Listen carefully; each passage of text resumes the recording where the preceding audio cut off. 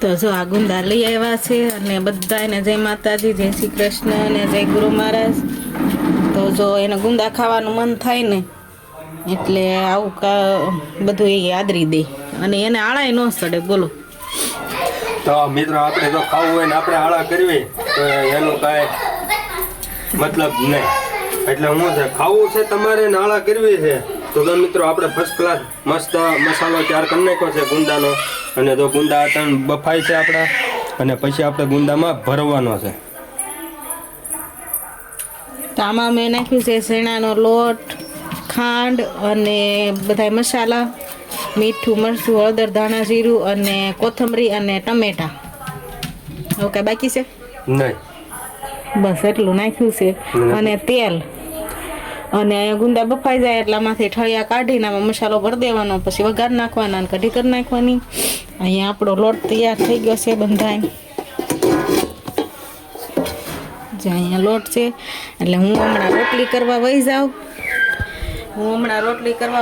અને ગોપાલ છે ને બેઠા બેઠા ગુંદા મને ભરી દેશે, કારણ કે ખાવું હોય તો મહેનત તો કરવી પડે અને ઘરે છે એટલે મહેનત કરાવે. ને તો હું કરું જ તે આવું કામકાજ હાલે છે.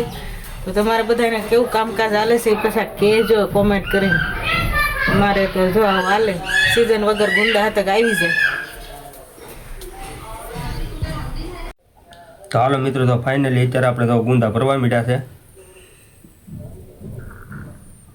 તો તમે પાછા કઈ રીતે ભરો છો એ પાછા અમને કોમેન્ટ કરજો. તો અમે જો આ રીતે કાંક ભરવી છીએ.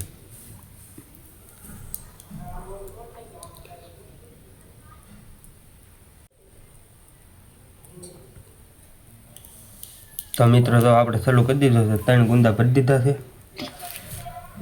જો તમે અને આ છે આપણો મસાલો.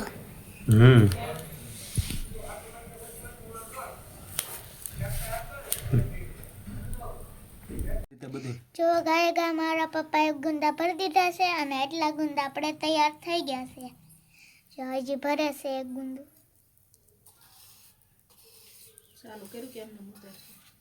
ચાલુ કર્યું.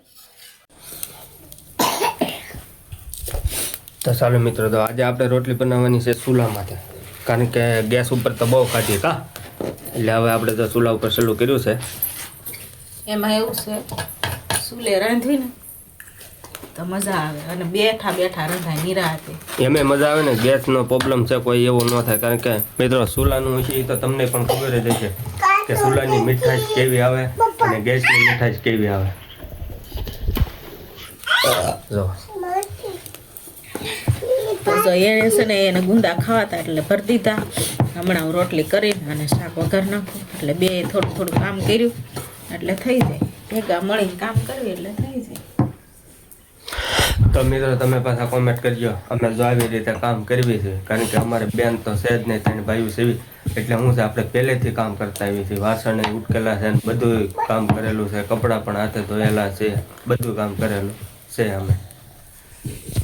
તો જો રોટલી થાય દળાઈ જેવી. જો તમે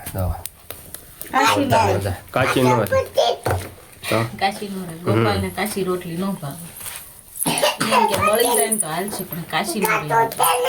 કારણ કે દાળ થોડીક પડે ને રોટલી ફૂલ પાકી જાય અને મજા આવે ખાવાની. તો આપણે જો ગુંદા પણ ફાઇનલ ભરાઈ. તો જો આવી રીતે આપણે કાંક ગુંદા ભર્યા છે મિત્રો. જોહો તો તમને પણ પાણી આવી જાય મોઢામાં. જો અને મસાલો પણ 1 નંબર બનાવ્યો.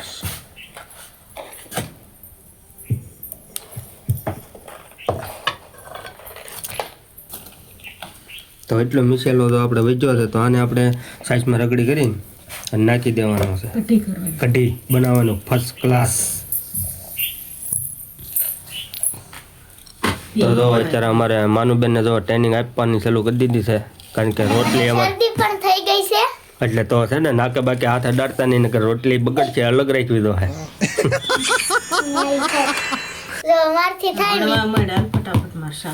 તો જો માનુબેન તમે કન્ટેનર બ્લોકમાં બધા બને રહીજો અને માનુબેન જો રોટલી વણે છે આપણે, કારણ કે ટ્રેનિંગ આપવાની ચાલુ કરી દીધી છે.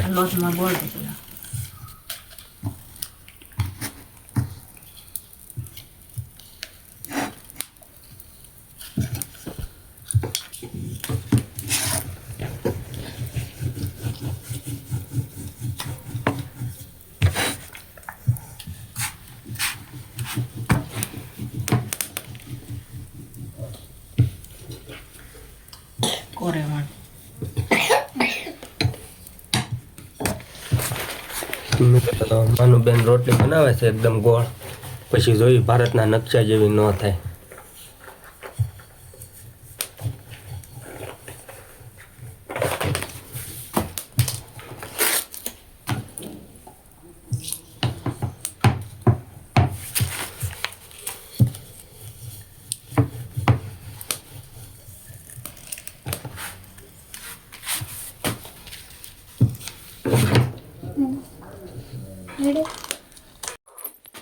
હેલો મિત્રો, જુઓ અમારા મમ્મી લોટલી વણવા માંડ્યા છે અને અહીંયા એક બાજુ લોટલી કરે છે.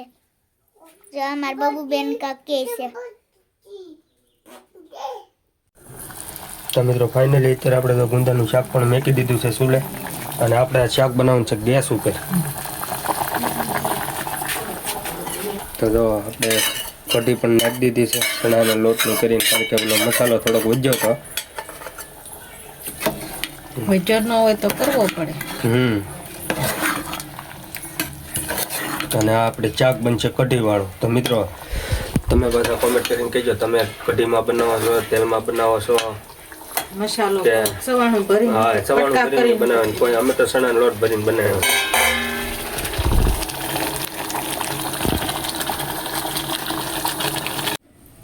તો ફાઇનલી મિત્રો તો આપણું શાક થઈ ગયું છે ગુંદાનું તૈયાર. જો અને ગુંદા પણ જોવો તમે મોટા મોટા, કારણ કે અને મને ભાવે ને સડી ગયા હતા ગુંદા માથે, ગુંદા ઉપર સડીને ઉતાર્યા. આ કઢી છે એ મારાટું છે, કેમ કે મને ગુંદા ભાવે નહીં. તમારે માનુબેન ના ગુંદા ગુંદા પાછા શીકણા બહુ હોય, શીકણા તો કાંઈ શીખણાનું. શીકણા હોય. ને જો આપણે લોટલી કેટલી તો બધી ચાલો મિત્રો હવે આવો, તમને અમારો વિડીયો ગમ્યો હોય તો લાઈક શેર ને સબસ્ક્રાઈબ કરી લેજો. નવા હોય ને તો ભૂલતા નહીં, અને જરૂરથી કોમેન્ટ તો કરજો.